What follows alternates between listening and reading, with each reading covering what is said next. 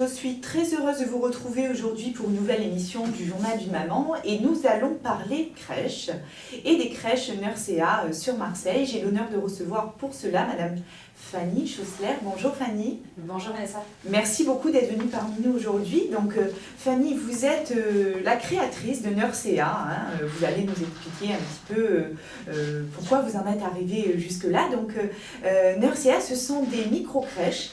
Des petites crèches où il y a un accueil de 10 petits chaque jour. Alors, c'est un peu une parenté, enfin, un milieu entre les assistantes maternelles, les grandes structures de crèche. Vous accueillez les enfants de 10 semaines jusqu'à leur entrée à l'école, 2 à 5 jours par semaine. C'est un accueil régulier, occasionnel. Vous allez nous expliquer tout ça. Ce que je voudrais savoir, vous êtes la maman de 2 enfants, Fanny. Qu'est-ce qui vous a donné l'envie, après votre diplôme de Subdeco, de vouloir créer finalement ces crèches? Moi j'ai fait une école de commerce à Montpellier avec un objectif, un jour de créer une entreprise, sans avoir une idée en particulier. J'ai toujours été attirée par le secteur de la petite enfance. C'est un environnement dans lequel on a baigné à titre personnel, toujours entourée de beaucoup d'enfants. Ma sœur est assistante maternelle d'ailleurs, voilà, donc c'est vraiment quelque chose dans lequel nous on a baigné. Et moi, avec ma casquette de formation en management et également du coup mon parcours en ressources humaines, ça m'a amené à ce projet-là de création d'entreprise et donc de création de crèche.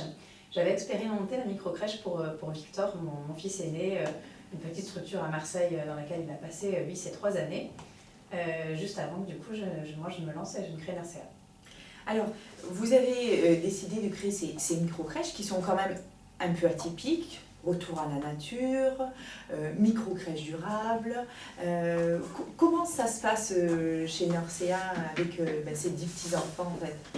Alors, notre volonté première, c'est la bienveillance. C'est d'accompagner les enfants dans un univers de bien-être, de douceur et de bienveillance également du coup environnemental et donc de travailler aussi sur ce qui se passe autour d'eux, au-delà de l'accompagnement qui leur est proposé.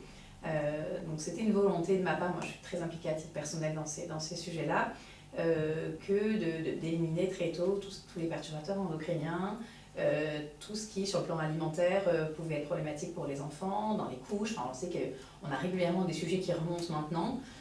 Moi ça fait 5 ans que je développe Nursea autour de ce projet-là. On est labellisé EcoCert depuis 2015 pour la qualité de ce qui se passe dans nos cuisines, puisqu'on fournit des repas qui sont faits maison à 88% de bio, donc c'est un bio certifié, ce 88%.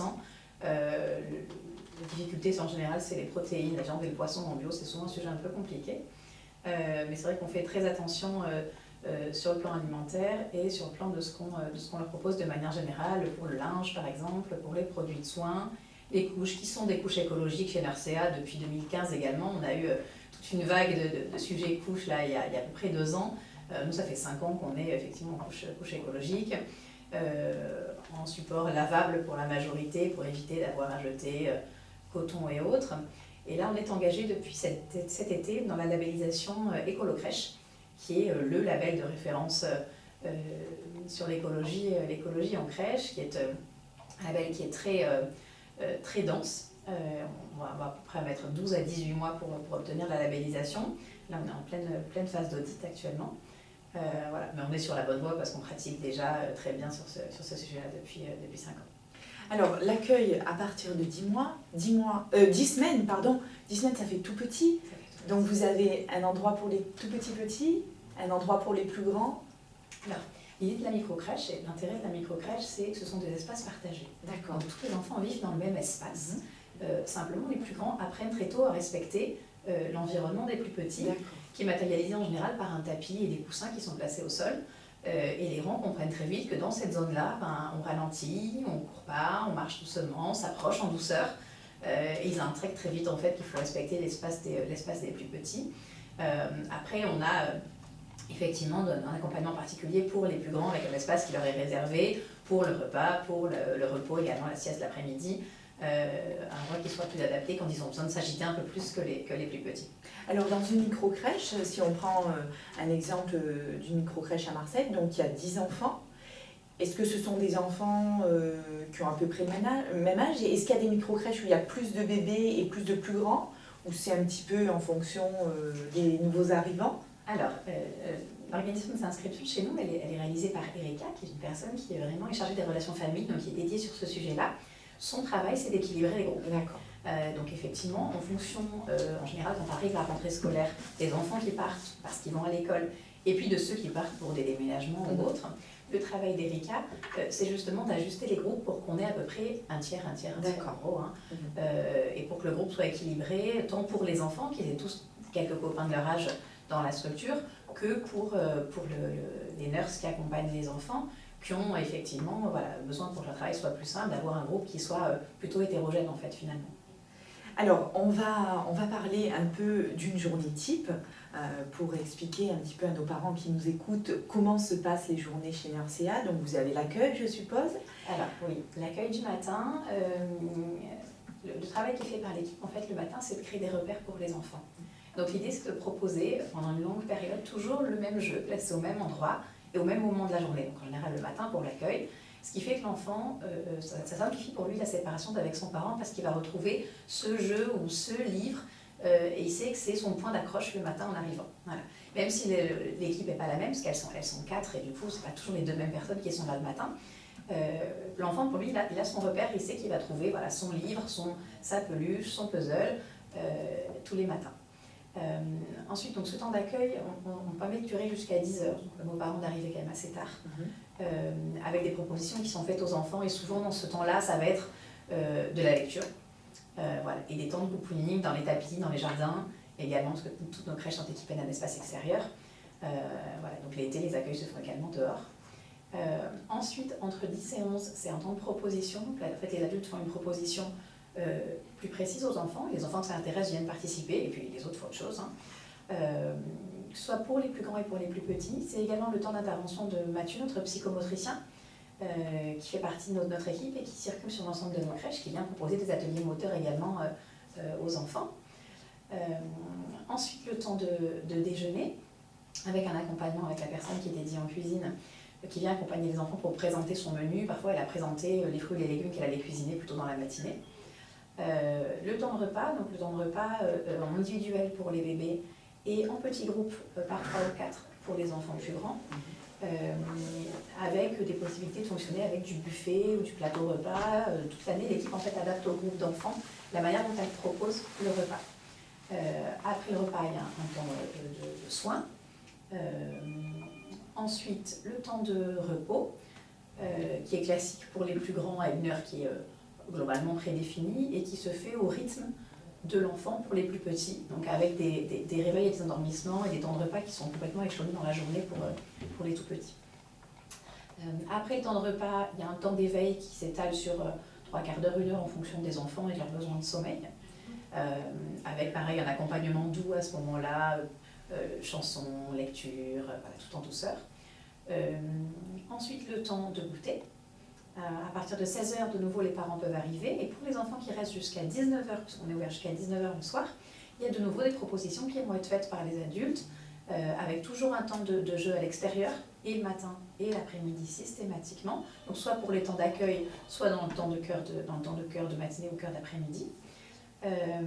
Et du coup, une fin de journée tout en douceur, avec les derniers enfants qui partent, qui... du coup, sont en individuel avec l'adulte, puisque comme elles sont 2 à la fermeture, une personne se dédie à préparer la fermeture de structure et l'autre personne s'occupe du ou des enfants qui restent un petit peu plus tardivement. Mais c'est super, ça nous donne vraiment...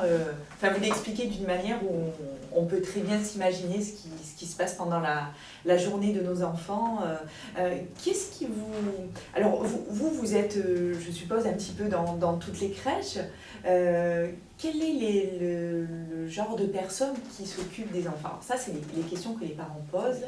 Elles sont, surtout les mamans, qui sont très soucieuses de savoir quel est le genre de personnes et de vos équipes en fait. Ah oui, alors, donc toutes nos nurses qui sont au quotidien avec les enfants sont diplômées dans la petite enfance. Elles sont diplômées du diplôme d'auxiliaire de puériculture ou du CAP petite enfance, accompagnant petite enfance puisqu'il a récemment changé de nom. Donc ça, c'est les équipes qui sont dans les crèches au quotidien. Ensuite, il y a une équipe transverses qui circulent de crèche en crèche. Donc, je vous ai parlé de Mathieu, notre psychomotricien, Virginie, notre infirmière, Stéphanie, qui est éducatrice de jeunes enfants, qui elle est la coordinatrice, donc c'est la responsable de l'ensemble des structures. Et Marie, qui est diététicienne également. Voilà, donc on a en fait une équipe pluridisciplinaire qui vient compléter l'équipe qui accompagne les enfants au quotidien, qui sont disponibles sur rendez-vous avec les parents et qui interviennent également dans la crèche à la demande des équipes. Si l'équipe, par exemple, identifie qu'un enfant est en difficulté sur le temps de repas, qui refuse de manger, qui n'est pas d'accord, qui crée de l'opposition parce que c'est un moment qui est compliqué pour lui, la diététicienne va venir faire un accompagnement pour identifier ce qui coince et aider les équipes à ce que ça se passe mieux pour cet enfant et à ce que les repas se passent en douceur. Alors, est-ce que vous pouvez nous parler de la réservation de berceaux d'entreprise, ce qui est très intéressant, je trouve, dans vos micro-crèches Nursea? Alors, la réservation de berceaux d'entreprise, c'est un dispositif qui en fait permet aux familles de bénéficier d'une place en crèche à un coût équivalent à ce qu'elles paieraient en crèche municipale, en bénéficiant du coup de tout le confort de la structure privée.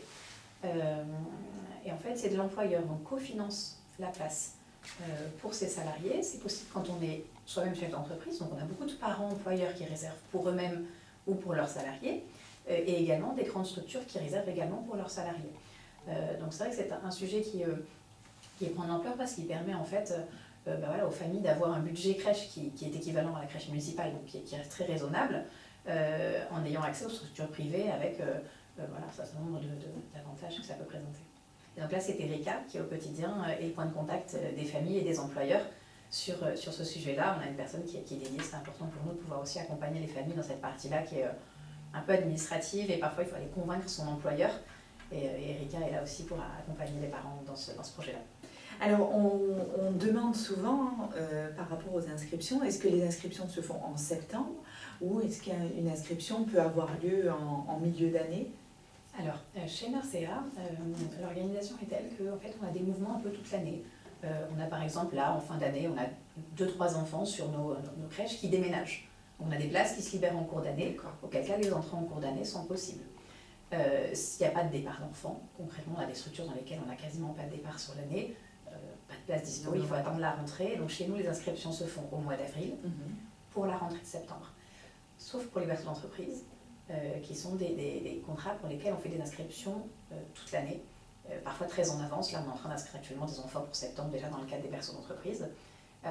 Pour le reste, ça se fait en général au mois d'avril. C'est la période chargée pour Erika, du coup, avec beaucoup de parents qui la sollicitent. Dans ces temps-là, on fait également des portes ouvertes. Donc on permet aux parents de venir voir les structures. Nos portes ne sont pas ouvertes le reste de l'année parce qu'on considère que la priorité, c'est le bien-être des enfants qui sont déjà là. On ne peut pas être pas un centre commercial, on ne peut pas avoir des parents qui viennent en permanence. En revanche, on partage pas mal de photos de nos structures et on accueille volontiers dans le cadre des portes ouvertes sur un temps de fermeture les familles qui ont envie de venir voir comment sont les crèches et les lieux qu'elles sollicitent pour leurs enfants dans quelques mois. Alors pour finir, Fanny, est-ce que vous pouvez nous donner la localisation des 7 crèches qui se trouvent à Marseille?